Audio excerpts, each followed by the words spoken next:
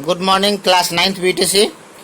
पिछले वीडियो में हम लोगों ने पढ़ा था, गुरुत्वाकर्षण का परिचय लिया था। फिर हम लोगों ने देखा था कि गुरुत्वाकर्षण का सार्वत्रिक नियम जो न्यूटन ने दिया था, जिससे गुरुत्वाकर्षण निकालने का जो तरीका है वो हम लोगों ने सीखा था। फार्मूला हमारे पास आया था गुरुत्वाकर्षण बल निकालने का, अगर आपको याद होगा तो गुरुत्वाकर्षण बल निकालने का फार्मूला हम लोगों को मिला था बाबू, F is equal to G m1 m2 by R square. F is equal to G m1 m2 by R square. इस जी को हम लोगों ने कहा था गुरुत्वाकर्षण का सार्वत्रिक नियम, सॉरी नियतांक।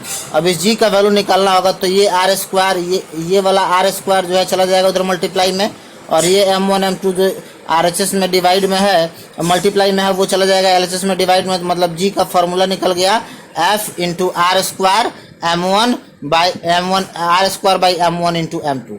अगर यहाँ पे हम मान लेते हैं बाबू कि r का वैल्यू, दोनों ऑब्जेक्ट का मास m1 और m2 ये दोनों यूनिट है, माने 1 किलोग्राम है, और डिस्टेंस भी जो है वो यूनिट है, माने 1 मीटर है। ये भी 1, ये भी 1, ये भी 1, तो बचा क्या?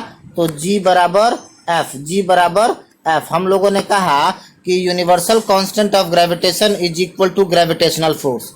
यूनिवर्सल कांस्टेंट ऑफ ग्रेविटेशन माने गुरुत्वाकर्षण का सार्वत्रिक नियतांक जो है वो गुरुत्वाकर्षण बल के बराबर होगा, लेकिन कब? यदि दोनों पिंडों के द्रव्यमान एकांक हो, माने 1 किलोग्राम हो, और दोनों पिंडों के बीच की दूरी भी एकांक हो। तो हम लोग बड़ा आसानी से कह सकते हैं कि एकांक द्रव्यमान वाले दो पिंडों को एकांक दूरी पर रखने से उनके बीच जितना गुरुत्वाकर्षण बल लगता है उसी को हम लोग कहते हैं गुरुत्वाकर्षण का सार्वत्रिक नियतांक, जिसका SI यूनिट हम लोगों ने नीचे लिख रखा है बाबू। इस गुरुत्वाकर्षण के सार्वत्रिक नियतांक का SI यूनिट होता है न्यूटन मीटर स्क्वायर पर किलोग्राम स्क्वायर, और इस G का वैल्यू जो है बताया गया बाबू 6.67 into 10 to the power -11। Unit यही वाला होगा, न्यूटन मीटर स्क्वायर पर kilogram square. And this value is given by sir Henry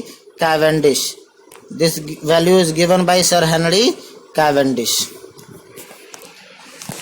okay, तो इस तरीके से हम लोगों ने गुरुत्वाकर्षण के सार्वत्रिक नियतांक का अध्ययन किया। उसके बाद आपको याद होगा बाबू, हमने पिछले वीडियोज में यह बताया था कि गुरुत्वाकर्षण के नियम का आइडिया जो है कैसे लगा, तो जोहान्स केपलर के नियम से लगा। न्यूटन के गुरुत्वाकर्षण के नियम का आइडिया लगा केपलर के नियम से। तो केपलर के नियम को भी हम लोगों ने पढ़ा है। अब हमें आज देखना है कि केपलर के नियम से कैसे गुरुत्वाकर्षण का आइडिया न्यूटन को लगा। केपलर ने जो दिया था ग्रह की गति के समझने का नियम, तो ग्रह की गति के बारे में हम क्या जानते हैं कि यह हो गया सूर्य, और कोई भी ग्रह जो है उसके चारों ओर चक्कर लगाता है, P फॉर प्लैनेट, ठीक ना, इसके चारों ओर चक्कर लगाता है। तो यहाँ यह प्लैनेट जो है वो वृत्तीय गति में है, प्लैनेट जो है वो वृत्तीय गति में है। और दुनिया की कोई भी वस्तु जब तक उस पर अभिकेंद्र बल लगता है, अभिकेंद्र का मतलब ये हो गया बाबू कि इस वृत्तीय पथ के केंद्र की ओर, जब तक उस पर अभिकेंद्र बल लगता है तभी तक वह वृत्तीय पथ पर गतिशील रह पाती है।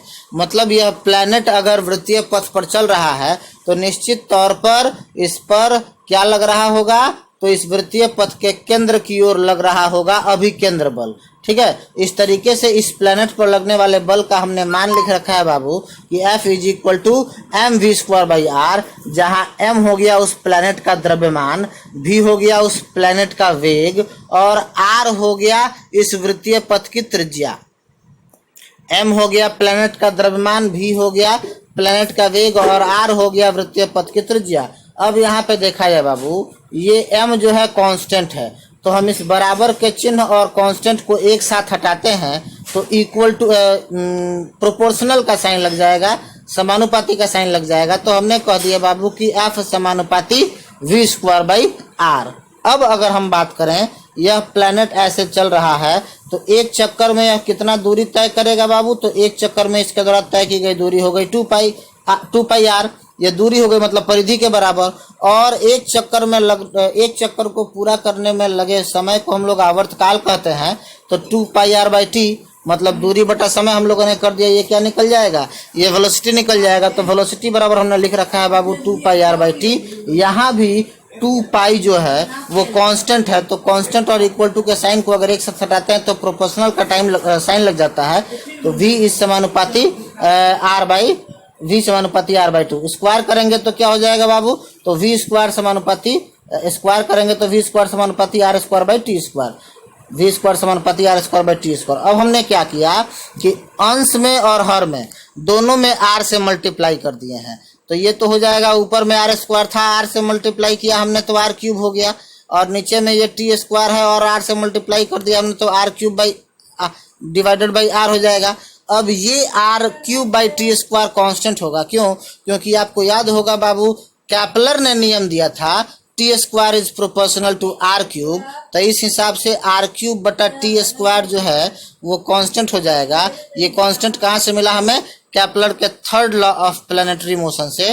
तो ये कांस्टेंट हो गया, तो कांस्टेंट को हटा दिया जाए तो फिर V square proportional to 1 by R, V square is proportional to 1 by R. आइए पिछले सेक्शन में देखा जाए, हमने लिखा था बाबू, हमने प्रीवियस सेक्शन में लिखा था कि f is proportional to V square and now this V square is proportional to 1 by R. तो इस वी स्क्वायर के जगह पे हम लोग 1 बाई आर रखते हैं, तो नीचे में एक और आर है तो 1 बाई आर इंटू आर, ये देखा जाए बाबू नए सेक्शन में, ठीक ना।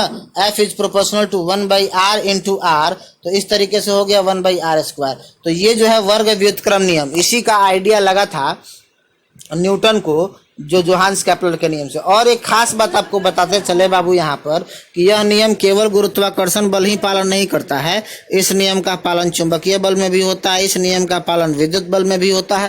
तो इस तरीके से न्यूटन को अपने गुरुत्वाकर्षण के नियम का आइडिया कैसे लगा, ये जोहान्स कैपलर के लॉ से लगा। देखिए हम लोगों ने यहाँ पे जोहान्स कैपलर के थर्ड लॉ का यूज किया है, ठीक ना। तो इस तरीके से हम लोगों ने यह डिराइव कर दिया।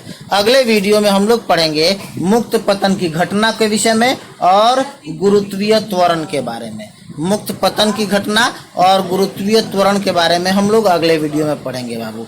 तब तक के लिए good by two all of you.